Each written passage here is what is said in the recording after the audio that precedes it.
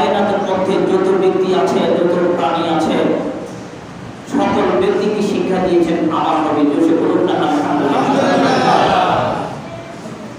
এই ঘোষণাটা কার? আওয়াজটা কার? আল্লাহ। সেজন্য আল্লাহ বলেন ওই আল্লিমুকুমুল কিতাব ওয়াল হিকমা, উনি এমন নবী যিনি তোমাদেরকে কিতাব শিক্ষা দিলেন তথা কুরআনুল কারীম শিক্ষা দিলেন সুমধুর কণ্ঠে। কারণ নবী মুজাহার কোরআন নুরানি জবানের পাকের মধ্য দিয়ে যখন নবী কোরআন তেলাওয়াত করতেন, নবীর কোরআন তেলাওয়াত শুনে আমার বন্ধুরা মানুষদের পুরোর কথা জিন জাতি পর্যন্ত নবীর দরবারে সারেন্ডার হয়ে নবীর উপর কালিমা পড়ে দিতেন। এত কণ্ঠ, এত মধুর।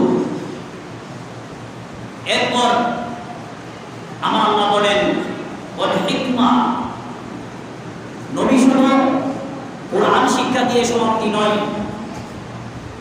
উনি হিকমত শিক্ষা দিয়েছেন বান্দাকে।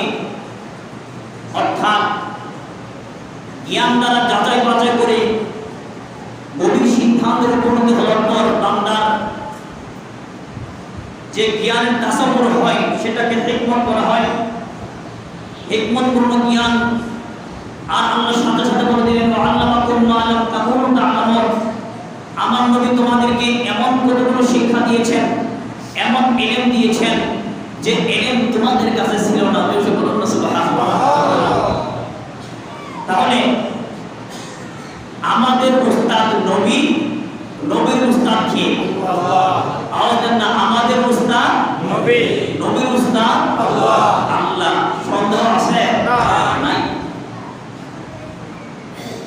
এভাবে শুরু হয়ে গেল উস্তাদের খেলা তথা শিক্ষকের মর্যাদা। মাঝি ছাড়া যেমন নৌকা চলে না, শিক্ষক ছাড়া ছাত্র হওয়া যায় না, ছাত্র হওয়া যায় না।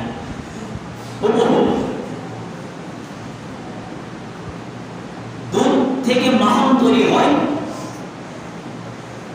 মাখন যেমন দুধ ছাড়া আশা করা যায় না, ঠিক তদ্রূপ শিক্ষক ছাড়া ছাত্রর কল্পনা করা যায় না। ছাত্র শিক্ষক লাভ। এই শিক্ষকের মর্যাদা এত বেশি, তাই সর্বপ্রথম আমার আল্লাহ তার নবীকে বলেন ইয়া রাসূলুল্লাহ, আমি খুদা হচ্ছি আপনার শিক্ষক, আর গোটা কায়নাতের শিক্ষক হচ্ছেন আপনি নবী। তাই আমার নবী ওনার নুরানি জবান অত্যন্ত সুন্দর করে বলেন আনা বুইস্তু মুআল্লিমা, আমি তো পৃথিবীতে পড়ার জন্য আসি নাই, পড়ার জন্য। সুবহানাল্লাহ। আমি তো পড়ার জন্য আসি নাই। মান আল্লামানি, আমাকে কে শিক্ষা দিবে? আমি তো পড়ার জন্য আসি নাই, বরং আমি পড়াতে এসেছি। অর্থাৎ আমাকে আল্লাহ শিক্ষক করে পৃথিবীর জমিনে পাঠিয়ে দিয়েছেন। এই হলো। এবার আসুন শিক্ষক ও কোন হি, মান হুয়া, সে কি? বলা হচ্ছে আল উস্তাদ যালিকা খায়রুন আবুন ওয়া যালিকা আবুর রূহ লা আবুর লুতফা। বলা হচ্ছে শিক্ষক হচ্ছে উত্তম বাবা, উত্তম, সুবহানাল্লাহ, উত্তম বাবা, উত্তম বাবা এবং রূহানি পিতা। কি পিতা? রূহানি পিতা, আত্মিক পিতা। বাবা হচ্ছে সন্তানের দৈহিক পিতা, বাবা হচ্ছে সন্তানের বডির পিতা, বাবা হচ্ছে সন্তানের জিসিমের পিতা, আর শিক্ষক হচ্ছে সন্তানের রূহানি পিতা। এবার আপনি চিন্তা করে দেখুন কি দেহর পিতার দাম বেশি নাকি রুহানি পিতার দাম বেশি? মনে হয় মাথায় ঢুকে নেই। আমার বন্ধুরা, যদি ব্যক্তির রূহ না থাকে বডির কোনো দাম আছে? যদি রূহ না থাকে দেহের তো কোনো দাম নাই। তাই ওলামা কেরামগণ বলেন, শিক্ষক হচ্ছে এমন একজন হাস্তি, তিনি হচ্ছেন গোটা ওনারা হচ্ছেন গোটা কায়নাতের যদি ইনসানিয়ত আছে, ইনসানিয়তের রূহ আত্মার পিতা, আর দুনিয়াবি পিতা মাতা হচ্ছে সন্তানের দৈহিক পিতা। জোরে বলুন সুবহানাল্লাহ। শিক্ষককে দুই ভাগে ভাগ করা হয়। কয় ভাগে? আওয়াজ না, কয় ভাগে? দুই ভাগে। কারণ বর্তমান যুগে শিক্ষকের মর্যাদা অনেক কমে গেছে, নাই বললেই চলে। পড়ালেখা শেষ, শিক্ষকের সাথে কোনো সম্পর্ক নেই। তাই শিক্ষকের ব্যাপারে নবী কি বলেন, সরকার মদিনা কি সিদ্ধান্ত দিলেন, স্বয়ং আল্লাহ কি সিদ্ধান্ত দিলেন, আমাদের জানার দরকার আছে কিনা? কি সিদ্ধান্ত আসে? দুই ভাগে ভাগ করা হলো। একটা হচ্ছে সুশিক্ষক, আরেকটা কুশিক্ষক। কয়টা পেলাম? একটা হচ্ছে আল উস্তাদুল জাইদ, আল উস্তাদুল গায়রুল জাইদ। আবার সুশিক্ষককে 5 ভাগে ভাগ করা হয়। কয় ভাগে? বলুন না, কয় ভাগে? 5 ভাগে। এগুলো সবগুলো এমনি কথা, এখনো কোনো বানাবাটির কোনো সুযোগ নাই, কিচ্ছা কাহিনীর কোনো সুযোগ নাই। যারা বুঝবেন, বোঝার চেষ্টা করবেন, আমল করবেন, দুনিয়া ও আখিরাত কল্যাণ হবে। আপনি জানুন, আপনার সন্তানকে জানান, আপনার ভাইকে জানান, আপনার পরিবারকে জানান। এই রুহানি পিতার যে দাম, কত যে দাম। তাই এভাবে রুহানি পিতার মধ্য থেকে শিক্ষককে দুই ভাগে ভাগ করা হলো। দ্বিতীয় প্রকার সুশিক্ষক। এই সুশিক্ষককে কয়েক ভাগে ভাগ করা হলো। একটা হচ্ছে আল উস্তাদুল মুফিদ, আল উস্তাদুল মুকাওয়িম, আল উস্তাদু মিনাদ দার, আল উস্তাদু মিনাস সরফি, আল উস্তাদু ফিল মিনাল ফান্নি। একটা হচ্ছে পরামর্শদাতা।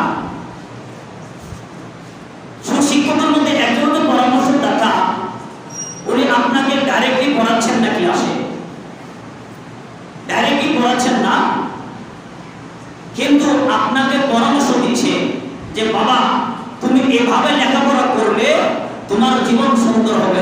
বলুন না সুবহানাল্লাহ। পরামর্শ দিচ্ছে।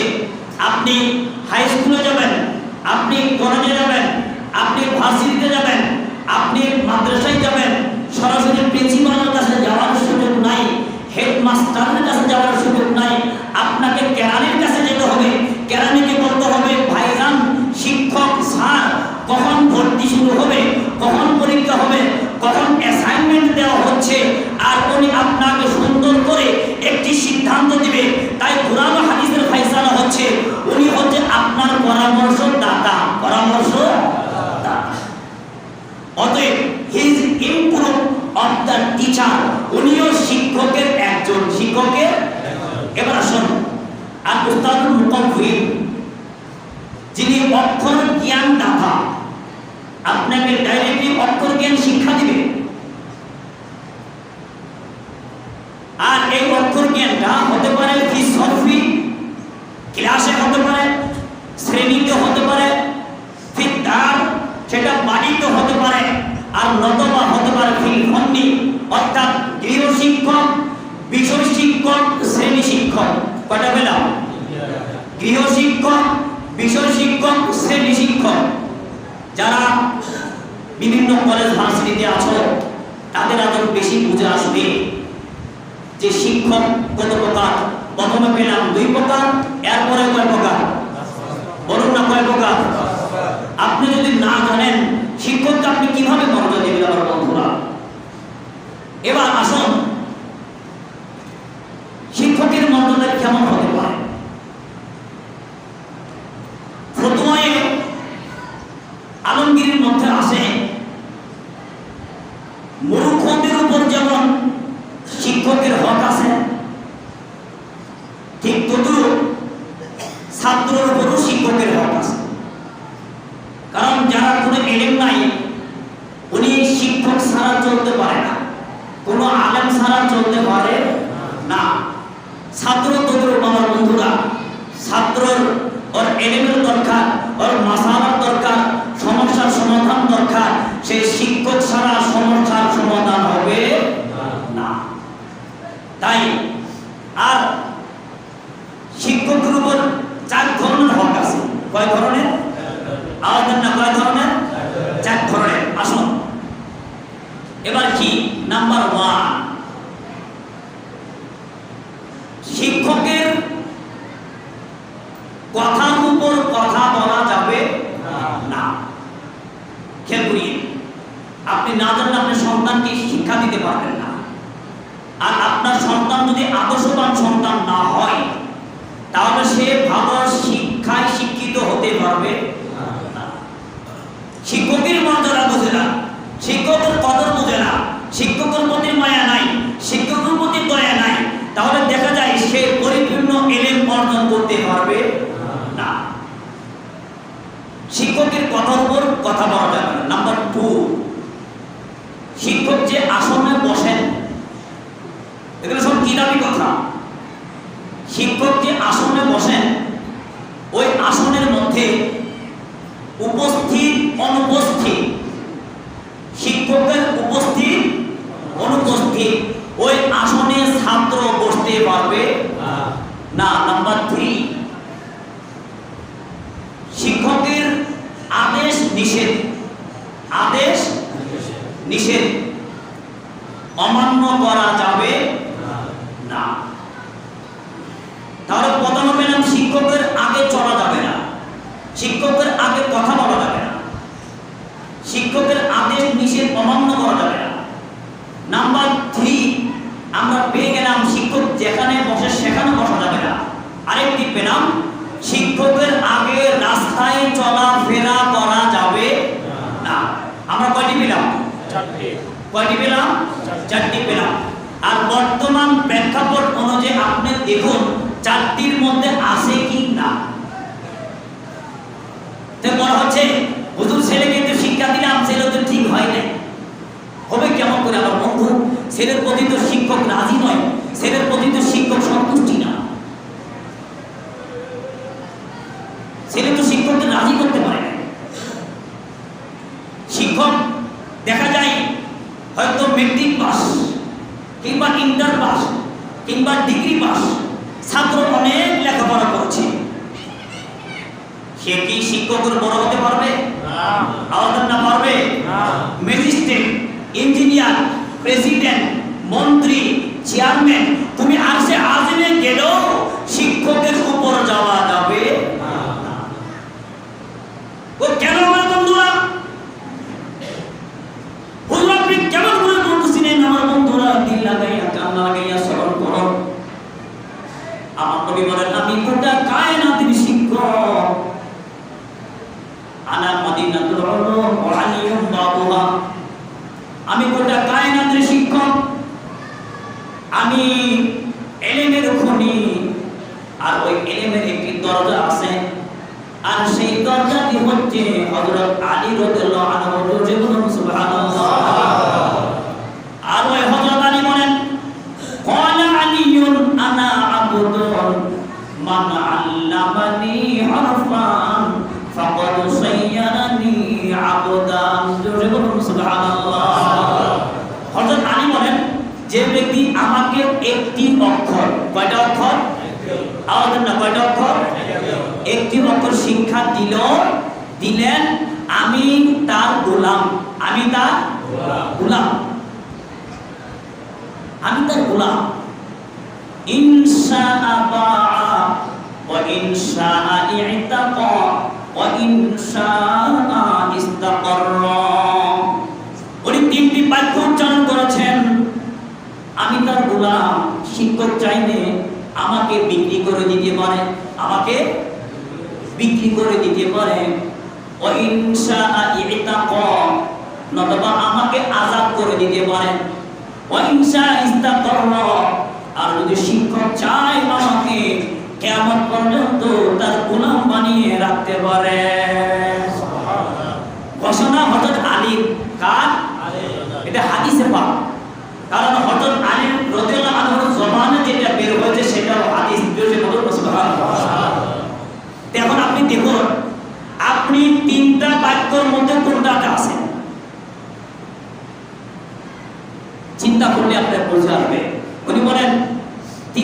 আমাকে বিক্রি করে দিতে পারে, তিনি চাইলে আমাকে আজাদ করে দিতে পারে, আমাকে মুক্ত করে দিতে পারে, নতুবা চাইলে আমাকে আজীবন গোলাম বানিয়ে রাখতে পারে।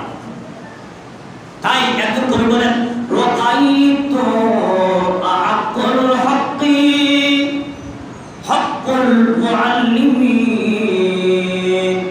ওয়া আওজাবা আলাইহি হিফযান আলা কুল্লি মুসলিমিন ওয়া আওজাবা আলাইহি আলা কুল্লি মুসলিমিন লাকাদ হাক্কা আয়াহদি ইলাইকা কারামাতান লিতা'লিমি হারফিন ওয়াহিদিন আলফু দিরহামিন। জোরে বলুন সুবহানাল্লাহ। একজন কবি অত্যন্ত সুন্দর বলেন যে শিক্ষকের হক হচ্ছে সর্বশ্রেষ্ঠ হক। শিক্ষকের হক আদায় করাটা প্রতিটি মুসলমানের উপর ওয়াজিব। মুসলমানের উপর কি ওয়াজিব? লাকাদ হাক্কা আইয়াতি ইলাইকা কারামাতান, শিক্ষককে তাজিম করে, শিক্ষককে মহব্বত করে, আন্তরিকতা দেখিয়ে হাদিয়া দেওয়া, বলা হচ্ছে শুধু হাদিয়া দেওয়া নয়, লিতা'লিমি হরফিন ওয়াহিদিন আলফু দিরহামিন, শুধু 1 টাকা নয় 2 টাকা নয়, একটি অক্ষর বদলতে শিক্ষককে 1000 দিরহাম দেওয়া উচিত। কি বলছে বলুন সুবহানাল্লাহ। তাই আল্লামা সাআদুদ্দিন সিরাজি তালিমুল মুতাআল্লিম কিতাবের হাওলা, উনি বলেন যে ব্যক্তি নিজের সন্তানকে আলেম বানাতে চায়, কি বানাতে চায়? আলেম না কি বানাতে চায়? ওই ব্যক্তির উচিত গরিব, অসহায়, দুঃখী আলেমদেরকে সাহায্য করা, সুপরামর্শ দেওয়া, অভাব হলে ওই আলেমদেরকে টাকা পয়সা দিয়ে ধনী বানিয়ে দেওয়া। জোরে বলুন না সুবহানাল্লাহ। ও কেন বন্ধুরা, ওই ব্যক্তি যদি গরিব অসহায় আলেমের পাশে দাঁড়ায়, টাকা দেয়, পয়সা দেয়, যিনি নিজের সন্তানকে আলেম বানাতে চেয়েছেন, জ্ঞানী বানাতে চেয়েছেন, ইসলামী জ্ঞানী উনি বানাতে চেয়েছেন, উনি যদি গরিব আলেমদের পাশে দাঁড়ান, কিতাব বানানো হয়েছে তালিমুল মুতাআল্লিম, আল্লামা বুরহানুদ্দিন জারনুজি রাহমাতুল্লাহ আলাইহি উনি বলেন, ওনার কিতাবের মধ্যে রয়েছে, যদি ব্যক্তি তার ছেলেকে মানুষ বানাতে পারলো না, তার ছেলেকে আলেম বানাতে পারলো না, কিন্তু ব্যক্তি তুমি এই কথা জেনে রাখো, তোমার ছেলেকে আলেম বানাতে পারলে না, যখন তুমি নিয়ত করেছিলে তোমার নিয়ত তো কবুল, কিন্তু তোমার ছেলে আলেম হয় নাই, তুমি এই কথা জেনে রাখো, তোমার ছেলের বিলাদ দিয়ে যে সন্তান বের হবে, পৃথিবীর জমিনে আসবে, ওই সন্তানটা আলেম হয়ে যাবে।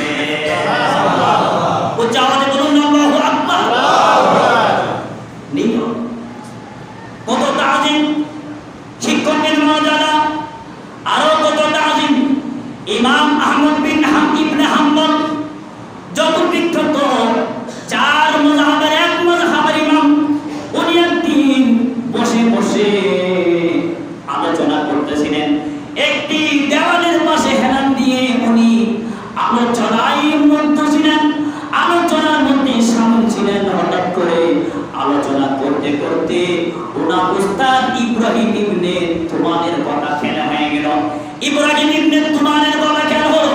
উস্তাদের আলোচনা যখন আসলো, ওই আল্লামা ইমাম আহমদ বিন হাম্বল যখন বিখ্যাত মাযহাবের ইমাম, উনি বলেন আমার উস্তাদের কথা যখন খেলা হয়ে গেল, আমার উস্তাদের আলোচনা আসলো, আমি আর দেওয়ালে হেলান দিতে পারি না, উস্তাদের তাজিমের কারণে আমি সোজা হয়ে বসে গেলাম। এমনি জগৎ বিখ্যাত আলেম, এমনি জগৎ বিখ্যাত আলেম নয়। কেমন করে কদর করতে হবে, কেমন করে মহব্বত করতে হবে উস্তাদকে। ইমাম আহমদ বিন হাম্বল বলেন, আমার উস্তাদের কথা আমি আলোচনা করব আর আমি দেওয়ালে হেলান দিয়ে থাকবো, এরকম বেয়াদব আমি নই। উস্তাদের আলোচনা যখন হবে তখন আমার শরীরের পশমের লোম খাড়া হয়ে যাবে, আমি সোজা হয়ে বসে যাব, তখন আমি আদবের অন্তর্ভুক্ত হব। এই শিক্ষা তা আল্লামা সারানি উস্তাদ এমন একটি তাজিমের বরকত, এমন সম্মানের মালিক পৃথিবীর মধ্যে। ওই সমস্ত ছাত্ররা বেয়াদব, ওই সমস্ত ছাত্ররা আল্লাহর রহমত থেকে বঞ্চিত, ওই সমস্ত ছাত্ররা কল্যাণ কামনা করতে পারে না, যারা উস্তাদ মারা যাওয়ার পর উস্তাদের স্থানকে দখল করে উস্তাদ চলে যাওয়ার জন্য বিভিন্ন কৌশল অবলম্বন করে উস্তাদের উপর দখলদারি দেওয়ার জন্য বিভিন্ন তামাশার মধ্যে লিপ্ত হয়ে যায়। আল্লামা শাহী বলেন শুধু তাই নয়, যারা উস্তাদকে দেখতে পারে না, উস্তাদের মা বাবা, উস্তাদের স্ত্রীকে দেখতে পারে না, উস্তাদের সন্তানকে দেখতে পারে না, ওই ব্যক্তি কখনোই প্রকৃত ইলমদার হতে পারবে না। নাউযুবিল্লাহ।